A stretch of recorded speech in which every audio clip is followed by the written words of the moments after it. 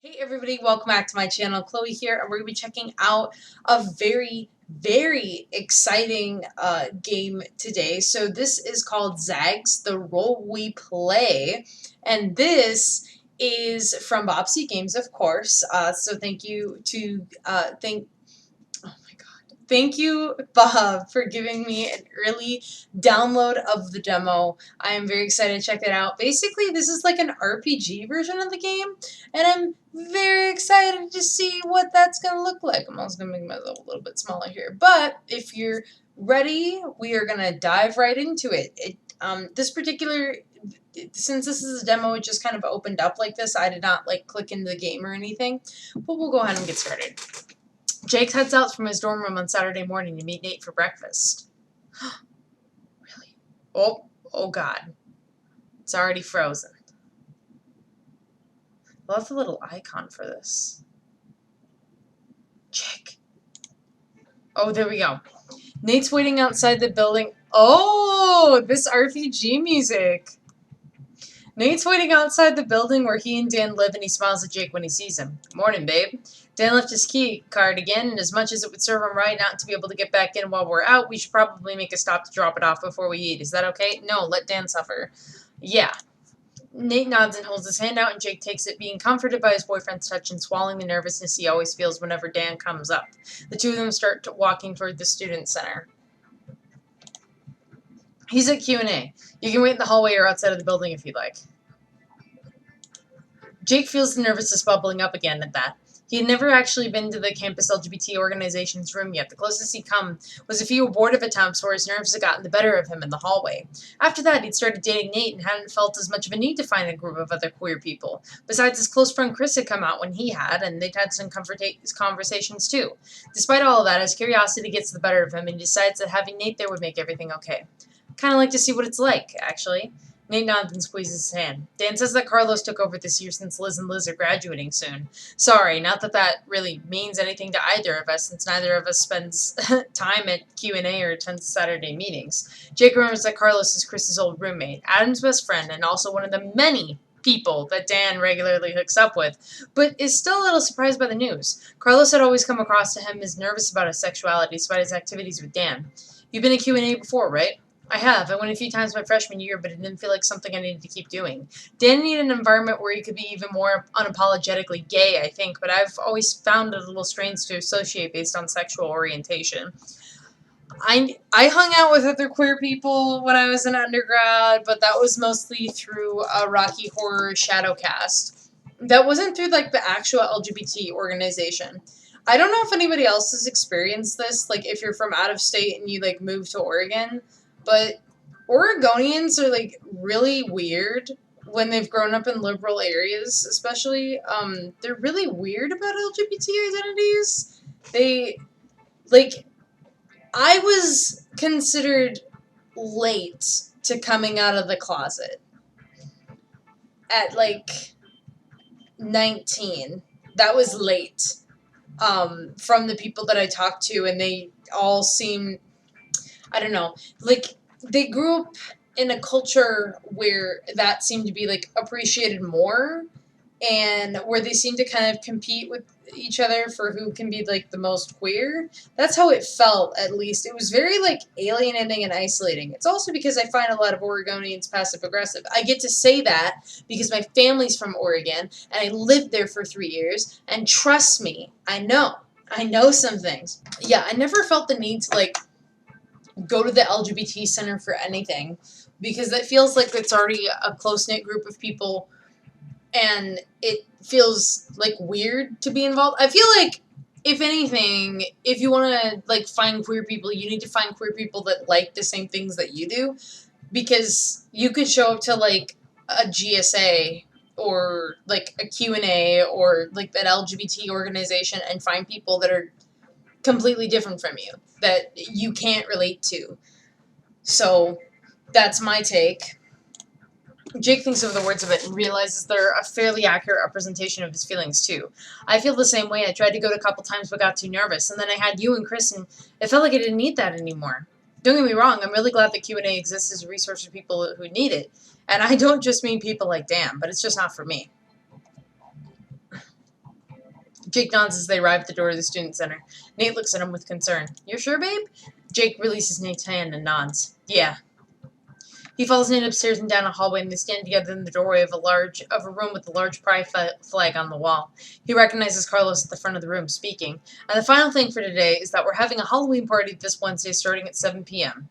A sexy costume party. Jake looks over the source of the voice to see Dan sitting on a couch, grinning at Carlos. He recognizes James sitting next to Dan, the blond man seemingly uncomfortable at Dan's mere presence. I love how James comes here just to be uncomfortable. I love James so much. Dude, everyone wear your sexiest costumes. Show lots of skin. Costumes are optional, and please remember school guidelines for appropriate clothing around campus. Jake notices that Carlos seems to glance over a woman in the corner as she speaks and nods approvingly. Where's the fun in that? And with that, unless there are any other topics to discuss, Carlos waits for a few seconds looking around the room. He seems to perk up as he spots Jake and Nate standing in the doorway, but he doesn't say anything. Then that's it for today. Have a great rest of your Sunday. Or your Saturday. Nathan. Jake cringes at Dan's voice. Nate gently pulls Jake into the room as the other people pack up and pass them as they leave, and Dan comes up to them, grinning. Look who decided to come today. Although we can definitely make you come later, too. God damn it, Dan. God damn it, Dan. Oh, Dan, I did not miss you. You forgot your card again, Daniel. Sure, I know you just couldn't get enough of me. Nate tosses his card to him. Goodbye, Dan. Wait, you two are coming to the party on Wednesday, right? I don't think so, but I can't wait to see your idea of a sexy costume. Aw, come on, Jacob. I'm sure you'd love to dress up and pick out something nice for your boy. That's not my name. That feels a little derogatory. I'm not gonna lie, Dan. Jake mumbles under his breath, trying to decide the best way to leave when Carlos comes to his rescue. Dude, leave them alone. Are you going to make it worth my while? I'll wear a costume to the Halloween party. Does that count? A sexy costume? Goodbye, Dan. Nate turns to leave and Jake follows him out the door. Sorry about that, babe. Dan's a lot, as I know you know, but he's especially a lot at Q&A. Nate seems really apologetic, but Jake shakes his head. It's okay. Nate nods and takes his hand again, and they walk together down the hallway, but Jake can't stop thinking about the party for some reason. I've never been to a costume party before. Nate stops walking and smiles at him. I haven't either. Could be fun to make a costume. And we know a lot of people there. Carlos and James and Dan. You could see if Chris wanted to go too, since he and James are dating. I can help hold off Dan all night, and we could go find somewhere quiet off to the side and play some board games or something. Jake smiles, feeling a bit more comfortable with the idea now. That could be nice. Do you want to go to the thrift store and look for some costume stuff after breakfast? It'll be like a craft project. Jake feels like he's maybe getting a little too excited about the idea. Nate chuckles and squeezes his hand before looking up and nodding at someone walking toward them. I love how Nate's dressed like a dad. He's dressed like a dad. I love that. Nate's in his daddy era. Good morning, Adam. Oh, Adam's so cute. I'm sorry. Adam, Carlos's best friend and roommate, stops walking and smiles at them. Hey, dude, I was just heading to meet Carlos so that we can go to breakfast. Oh my god, Chris, sweet baby Chris. Adam sees to smile at someone over Jake's shoulder, and Jake turns to see Chris, who walks toward them. Meeting James, dude? Chris nods before smiling at Jake. Yeah, are we still playing board games this afternoon, Jake? Jake finds he forgot about his plans for the date in his eagerness. Oh yeah, we should be done by then. Chris nods, but he still feels the need to explain. Q&A is having a costume party for Halloween next week, and I thought it might be fun to make a costume, so Nate and I are going to the store after breakfast, but we should be done by then. You should come, Chico.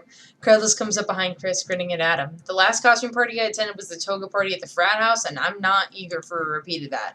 I run Q&A, dude. There won't be any alcohol there, and it'll be an excuse for you to dress up all doctor-like, which I know you've been wanting to do. Jake vaguely remembers that Adam is looking at med school after graduation. Adam actually seems to be considering Carlos's words. Well, maybe. If all of you are going, I could probably talk James into going. We ordered matching costumes just to wear that day, but it'd be nice to have something to wear them to. I want someone that wears matching costumes with me. Chris, you're on my shit list. I'm jealous. That's the spirit. Adam pats Carlos' shoulder. Anyway, breakfast, dude? I'll catch all of you later. Have a nice meal, Carlos and Adam. Jake watches Adam and Carlos walk off down the hallway together. Chris seems to visibly perk up at something, and Jake follows his gaze to see James and another man walking out of the Q&A room together talking about something. If you're sure... Oh my god, you're so cute with that here! I'm loving this look for you. Oh, honey, you really don't have to worry about me. Liz doesn't have worrying already. Still. The two of them stop near Jake, Nate, and Chris, and James smiles at them. Hi. The other man holds out his hand in Jake's direction as James moves next to Chris and takes his hand.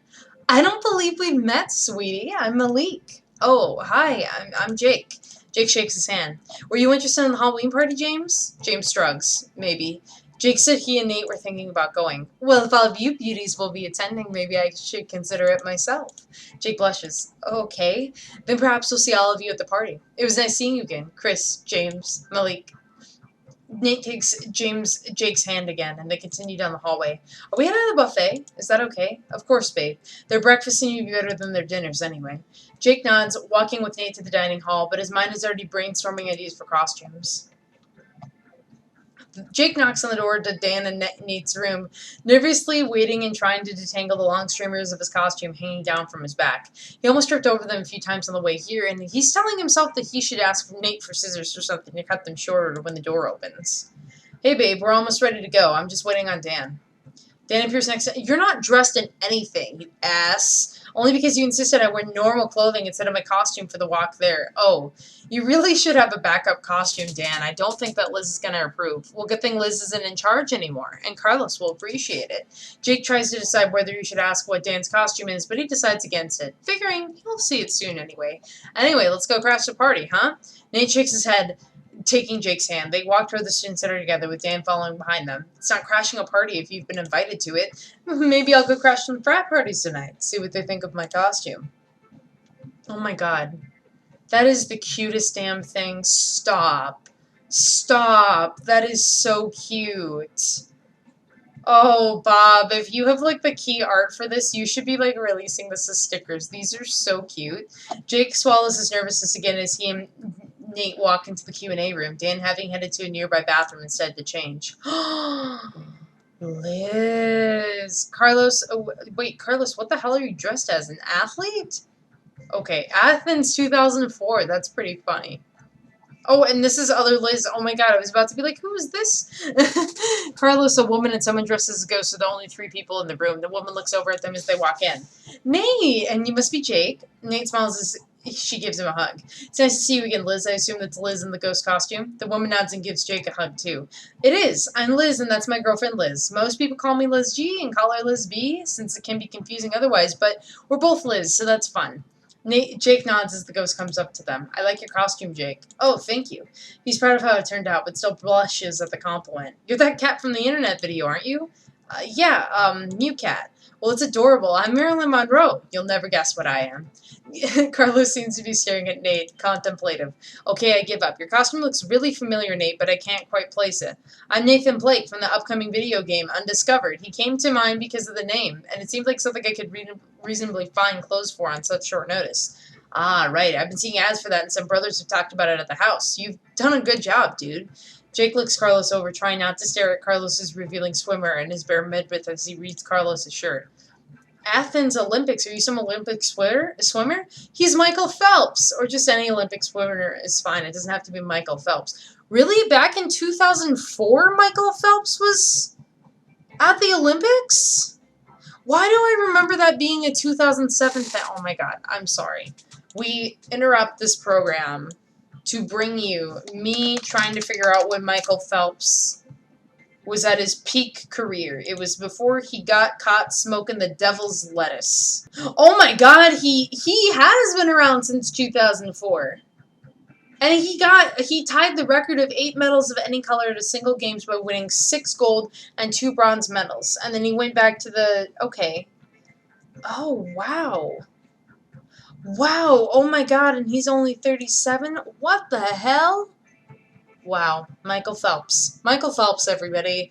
Or just any Olympic swimmer is fine. It doesn't have to be Michael Phelps. Help me get some of the snacks set out, babe. It's a little hard to maneuver in this. You could cut armholes in the sides.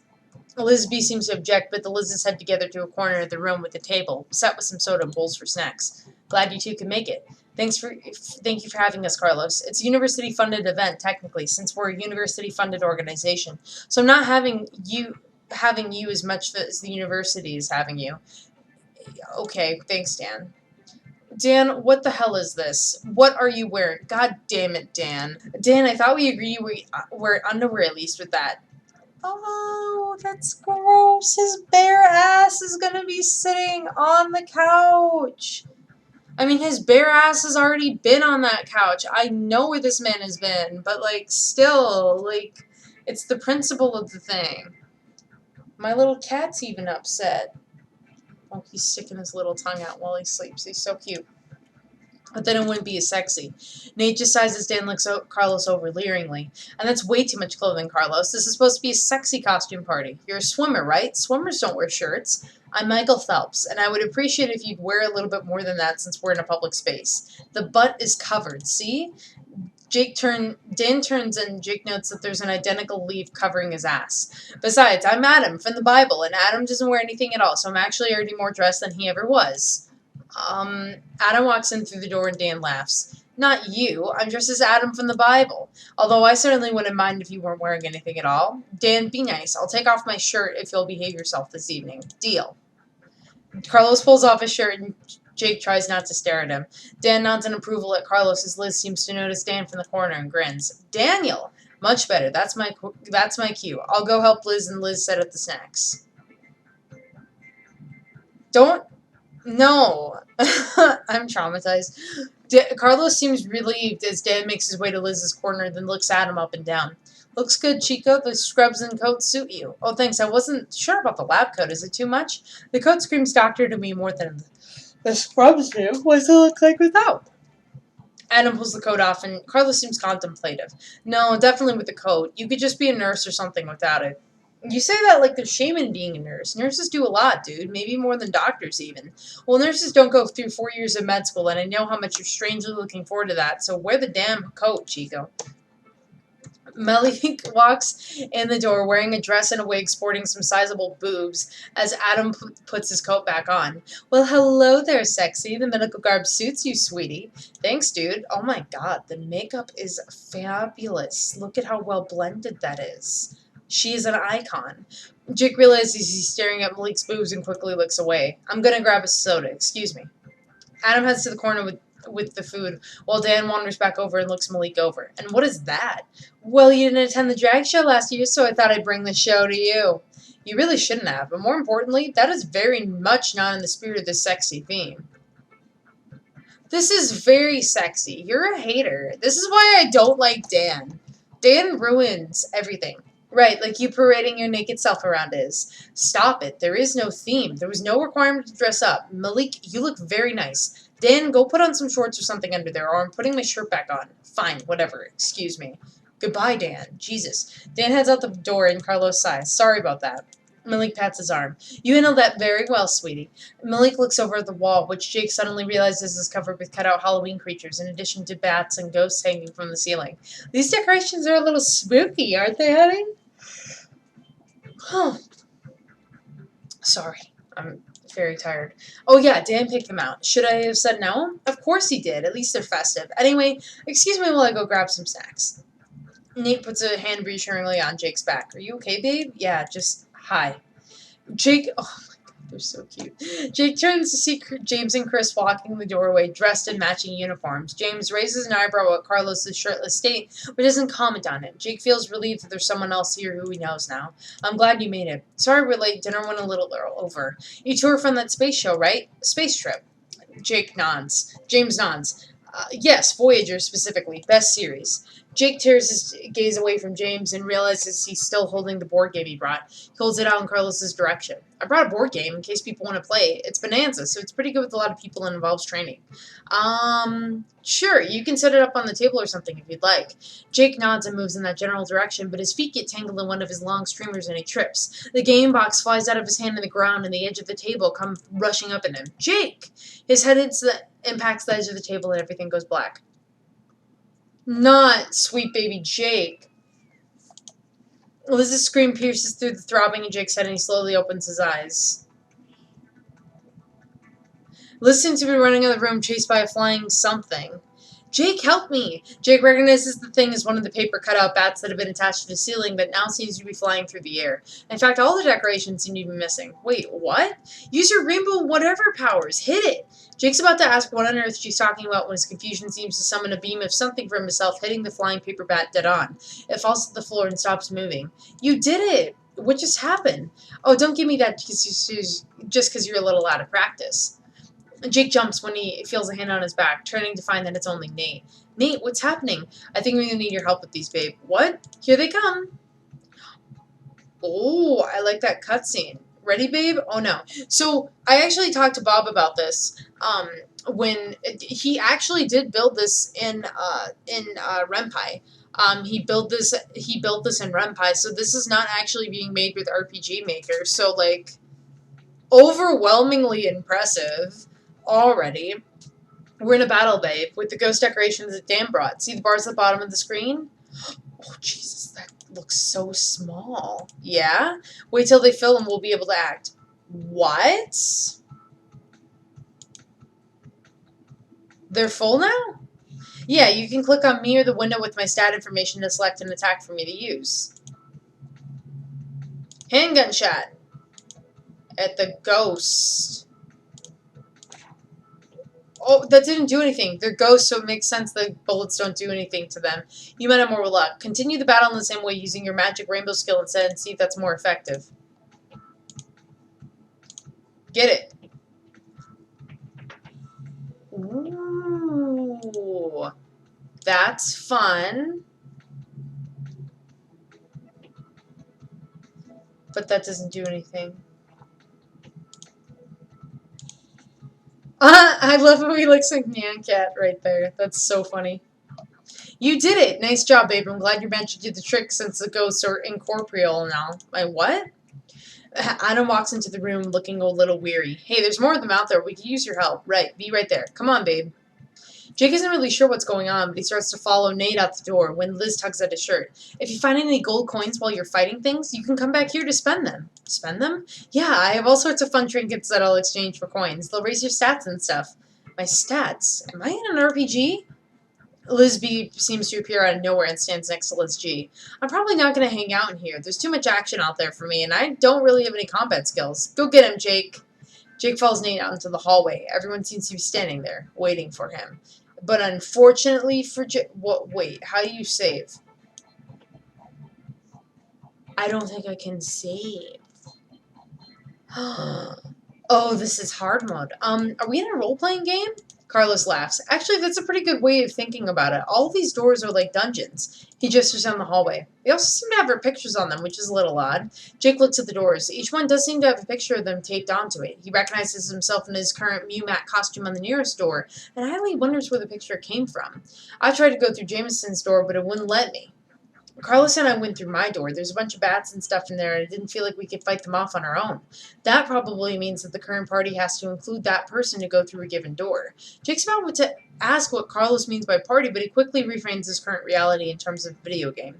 Well, Jake, you and Nate seem to handle the last batch pretty well. Want to pick where we go next? Nate's hand rests reassuringly on Jake's back. You're great at this, babe. Fearless leader, Jacob. For some reason, the thought of fighting a bunch of enemies with newfound abilities excites Jake more than it scares him. Yeah, let's go. Oh, okay. It says my name! That's so cute! So we just, I think, finished the prologue. That's pretty impressive that we had to play through the entire prologue just to get to, like, the regular start menu. That's fun.